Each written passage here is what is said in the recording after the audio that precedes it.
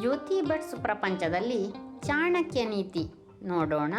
ನಿಮ್ಮನ್ನು ಜನರು ಹಗುರವಾಗಿ ತೆಗೆದುಕೊಂಡರೆ ಏನು ಮಾಡಬೇಕು?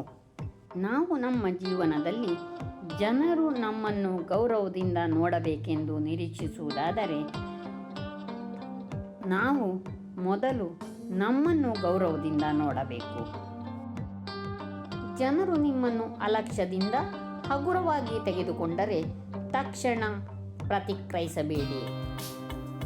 ಚಾಣಕ್ಯರು ಹೇಳುತ್ತಾರೆ, ಗೌರವವಿಲ್ಲದಾಗ ಮೌನವಾಗಿರಿ ಅಥವಾ ಶಕ್ತಿಯನ್ನು ಸಂಪಾದಿಸಿ.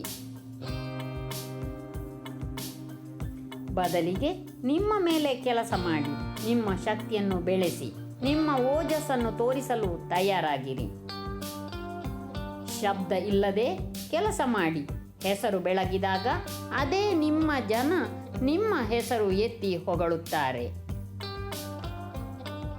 ನಿಮ್ಮ ಮೌಲ್ಯವನ್ನು ನೀವು ಅರಿಯಿರಿ.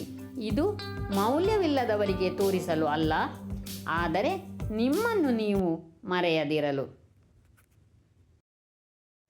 ಮೌನದಿಂದ ಬೆಳೆಯಿರಿ, ಶಕ್ತಿಯಿಂದ ಹೊಳೆಯಿರಿ. ಚಾಣಕ್ಯ ನೀತಿ.